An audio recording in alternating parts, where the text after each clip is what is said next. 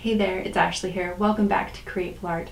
Earlier this week, I showed the kids how to draw a rose, and I thought it'd be really fun to show you how to paint a rose in my favorite medium, which is oil paints. Are you ready to get started? You will need a canvas. I'm using a 6x6" canvas. Oil paints, white, yellow, blue, and red.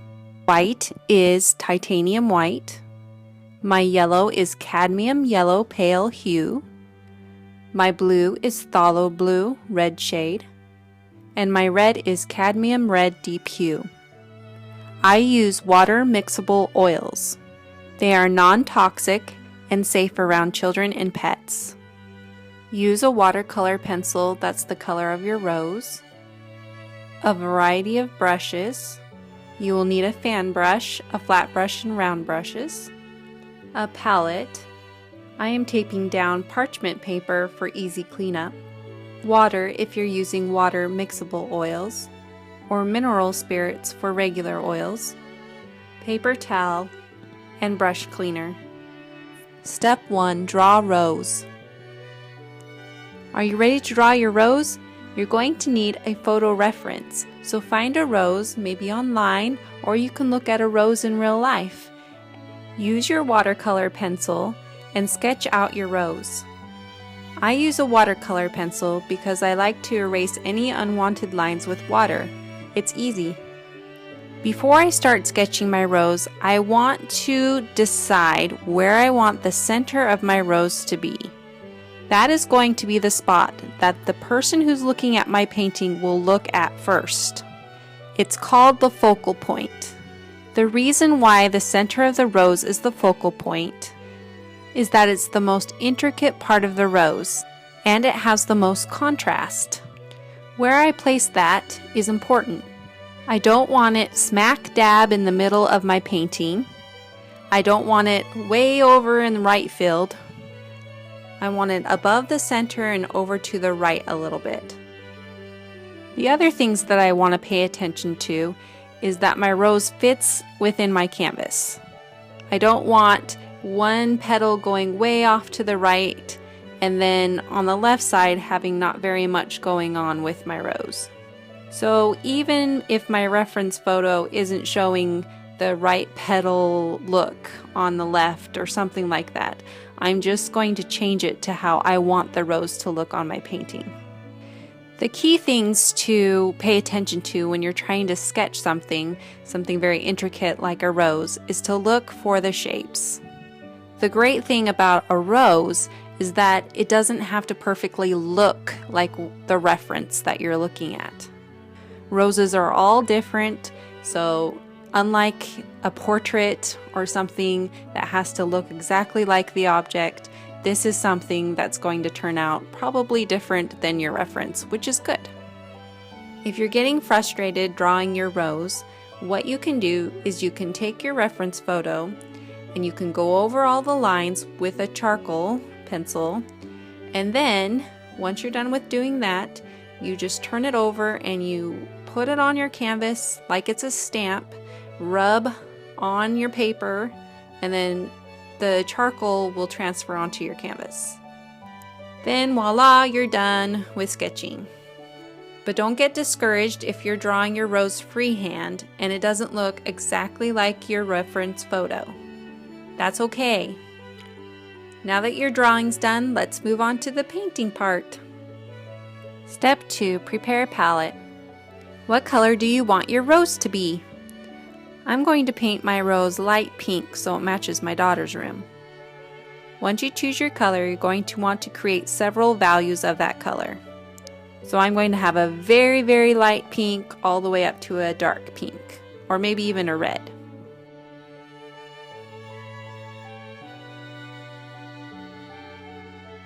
The next color that I'm choosing is my background color. Since my rose is a pink, if I want my rose to stand out, my background needs to be a green color. On a color wheel, you'll see that red and green are complementary colors. That means that they make the other color stand out when they're next to each other. However, you can choose a different background for a different look. I have 2 frames that go in my daughter's room. I'm going to use those to decide on what color I want for my background. The green frame is a very nice color.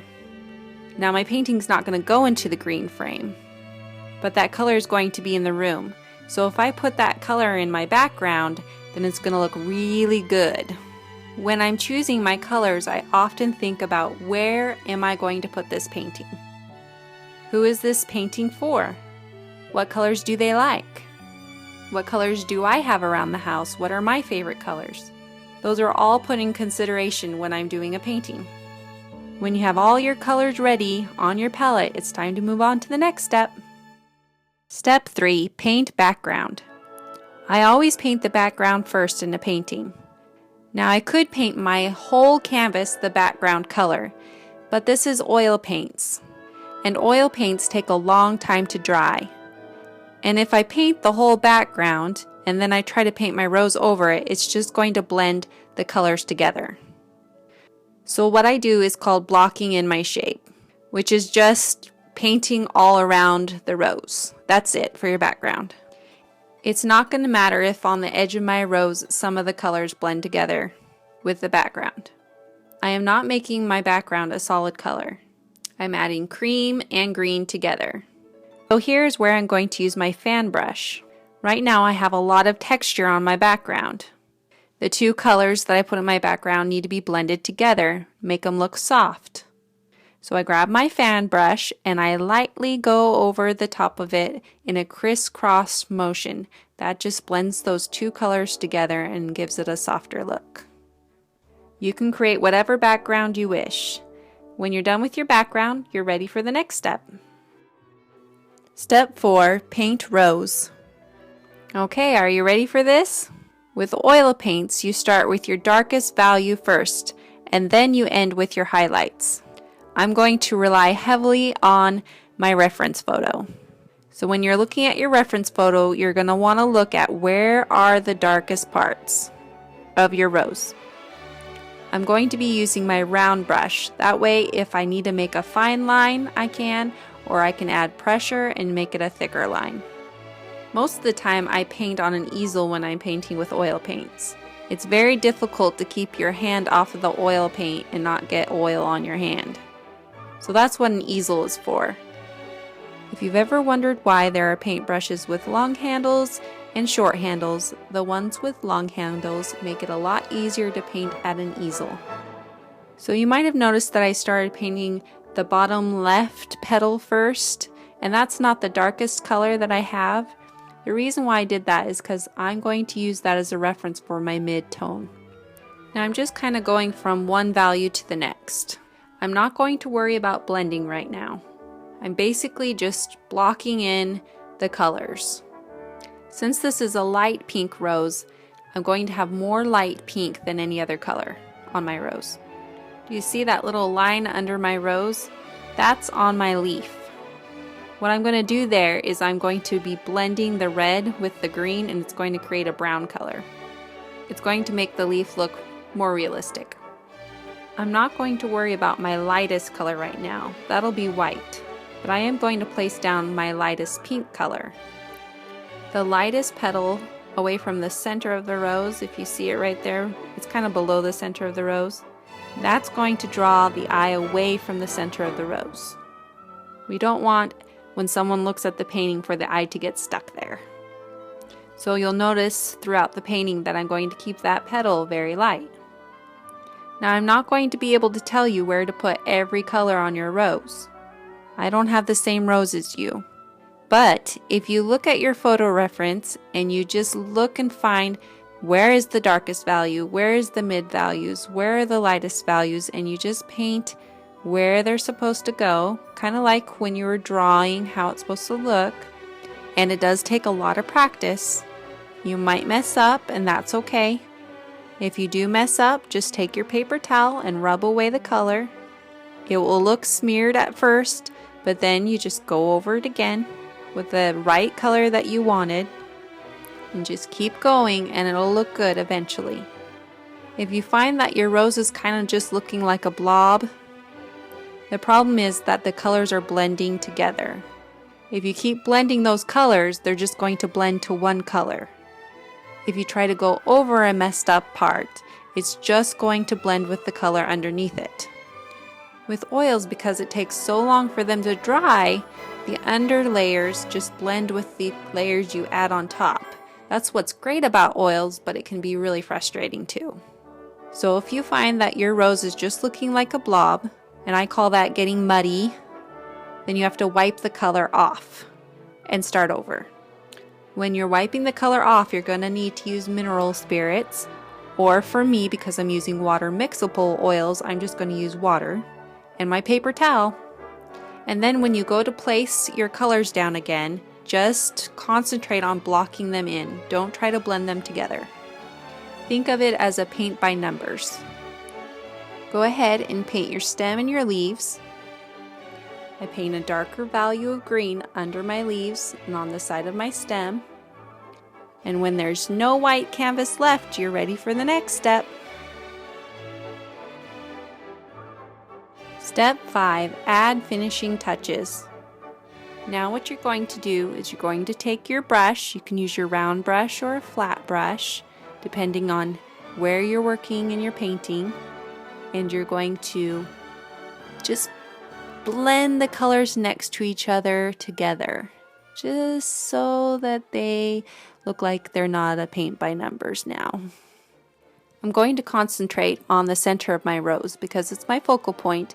It's the most intricate part, and I want it to look right. It's actually going to have the least amount of blending.